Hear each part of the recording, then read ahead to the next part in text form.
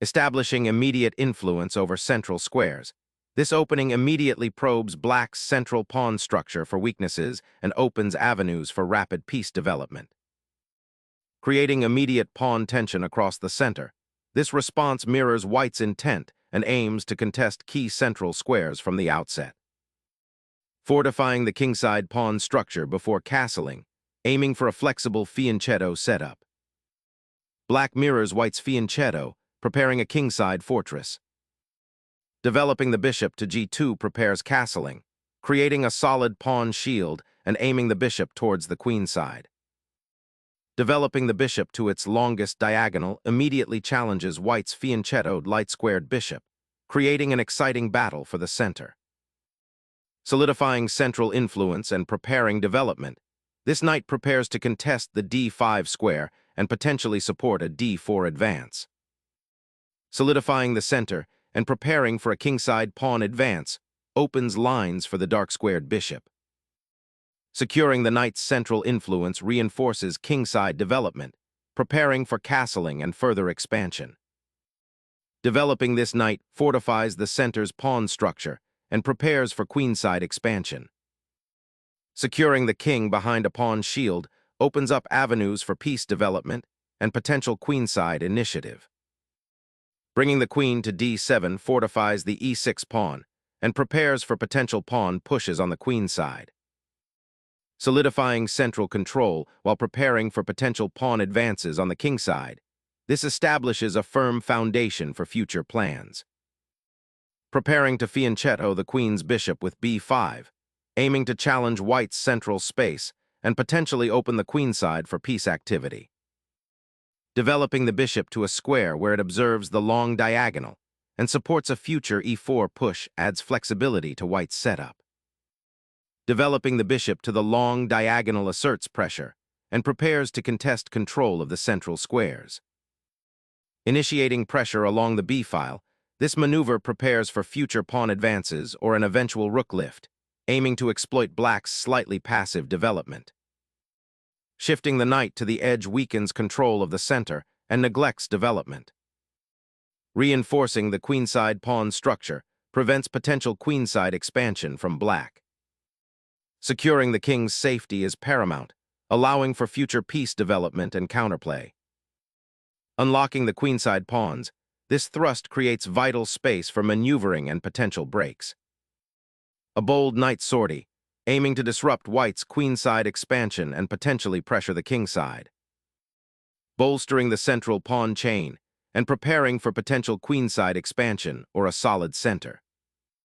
Solidifying the center and preparing for d5, Black crafts a robust pawn chain, anticipating future pawn pushes and aiming for a more dynamic middle game. A strategic reassessment, bringing the queen closer to central action and eyeing the kingside's potential weaknesses. Developing the rooks allows for potential pressure along the d-file and better coordination of Black's pieces.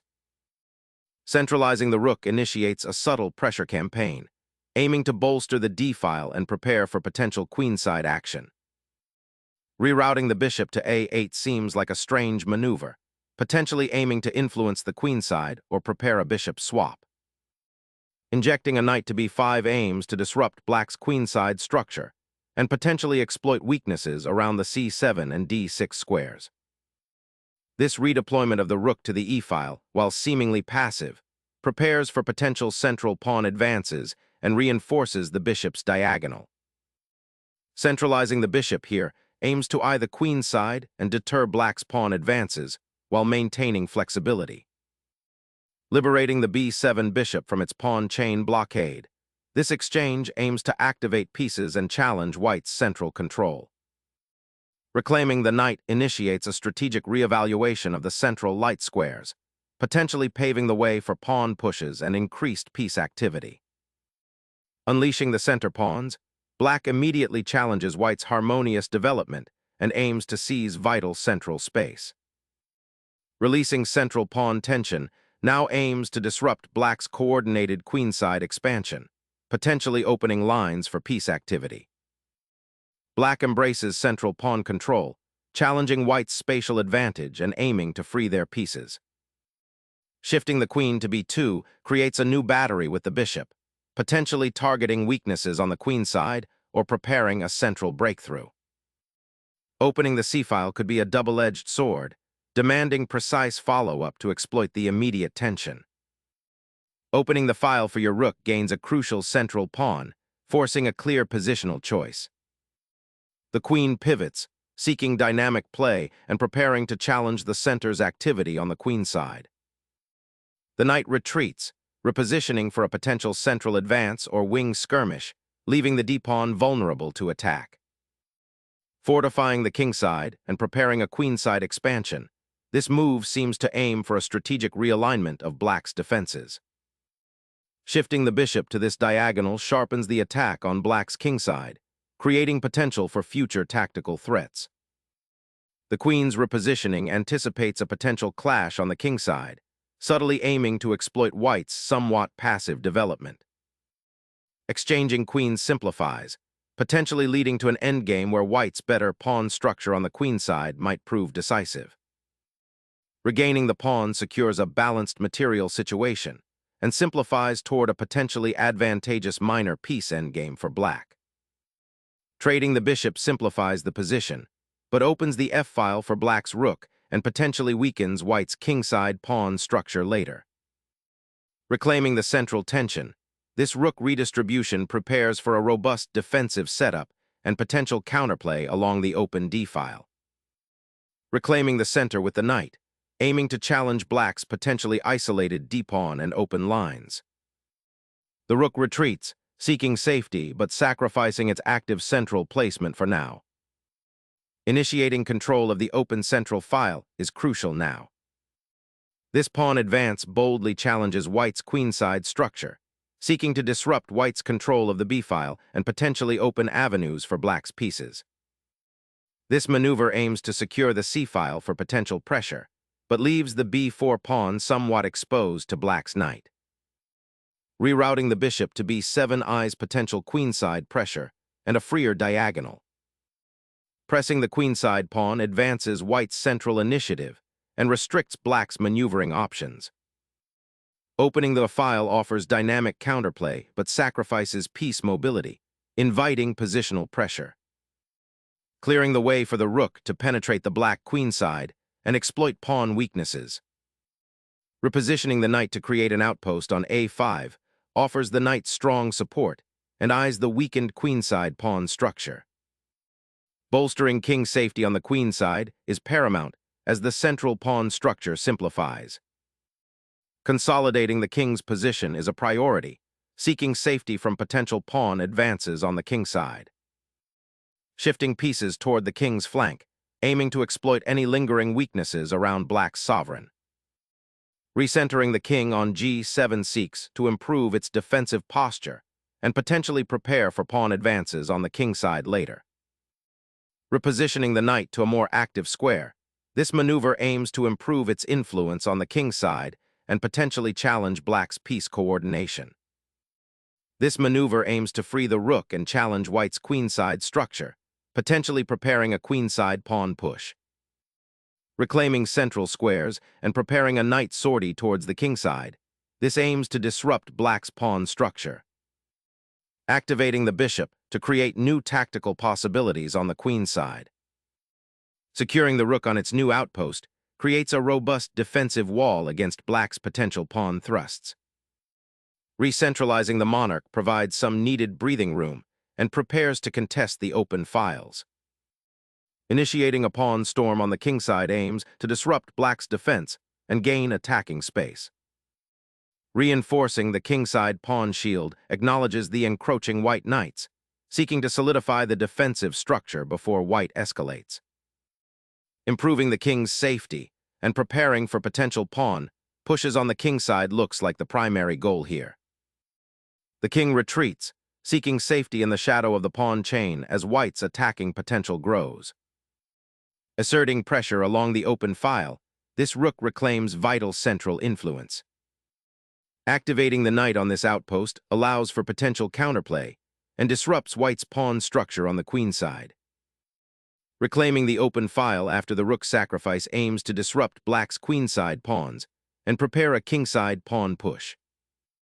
Exchanging those rooks on the 7th rank concedes vital control of the open c-file, simplifying to a less favorable position. Securing the queenside with the knight's advanced position, this foray into enemy territory aims to disrupt black's coordination and exploit the vulnerable pawn structure. Reclaiming the c-file's dominance, black aims to disrupt white's pawn structure and activate the knight. Asserting central influence and opening lines for potential pawn advances. A daring sortie into enemy territory, aiming to disrupt white's coordination with a timely check. Recapturing the pawn steers the king into a precarious central position, potentially inviting further tactical complications. Unleashing the passed pawn creates immediate central influence and pressures white's king. Reclaiming the initiative, this knight repositions to pressure black's advanced pawns and regain tempo. Reconnecting the bishop to its brethren on the kingside offers a defensive shield. Securing the rook's dominance on the open file to finally challenge black's passive defense. Restoring the rook to the 7th rank bolsters defense and prepares for the queen's repositioning.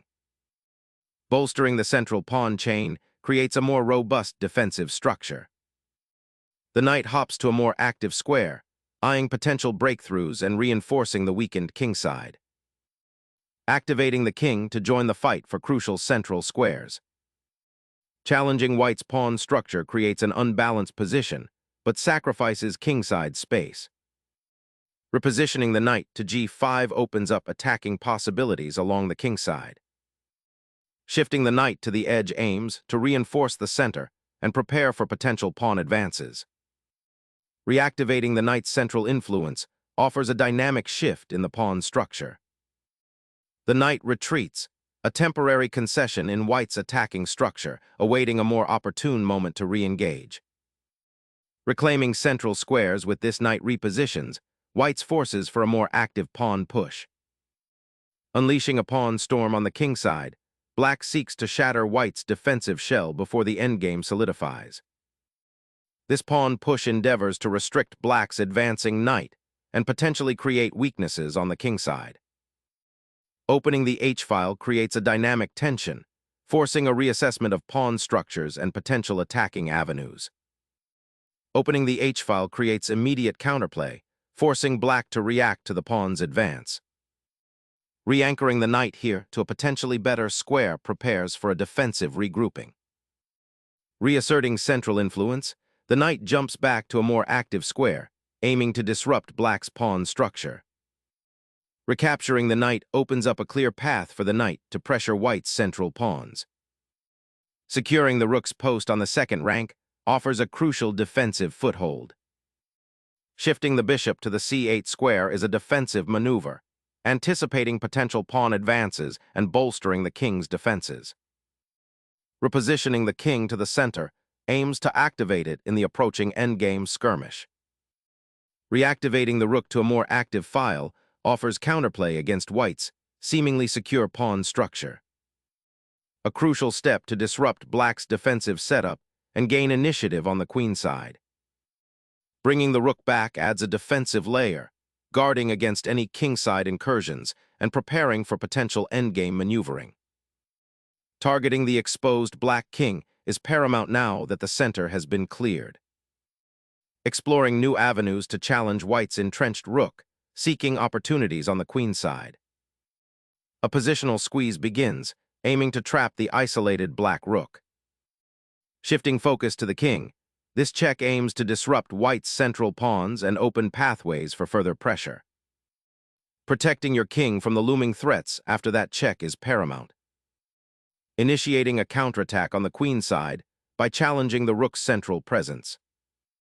A desperate check aiming to expose the black king, but it overlooks the immediate counterplay. The monarch's desperate dash towards the queenside unfortunately exposes it to a forced knight sacrifice, leading to a rapid material collapse. Tightening the vice on black's exposed monarch with an endgame clamp.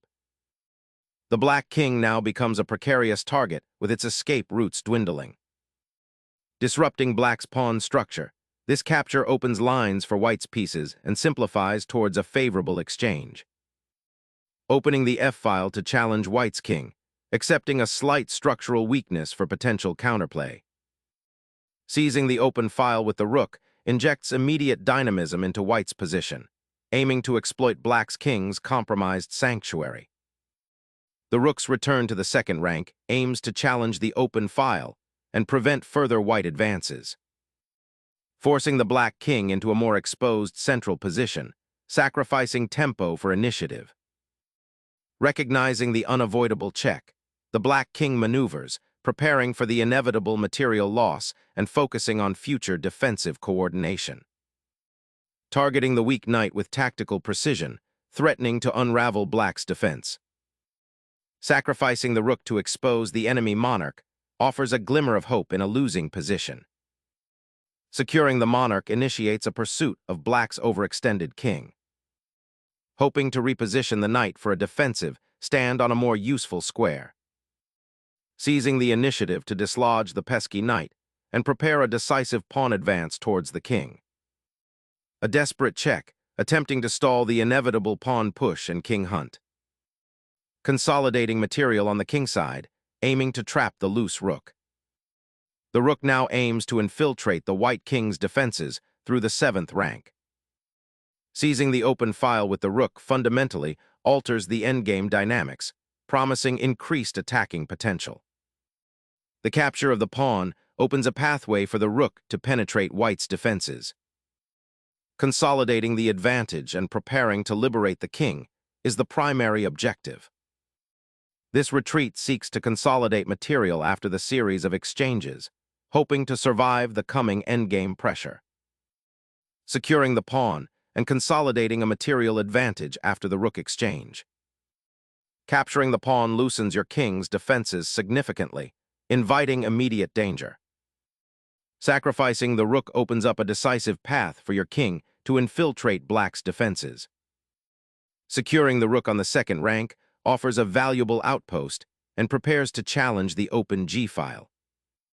This checks the black king, forcing it to a more vulnerable position and opening lines for the rook. Seeking a safe harbor, the king retreats to a less exposed square amidst the impending storm. Unleashing the knight to attack the black king's defense, aiming to disrupt their pawn structure. Challenging white's initiative with a surprising regrouping of the rook, aiming to activate it on the king's side. Chasing the rogue knight off the crucial central squares grants the enemy rook breathing room.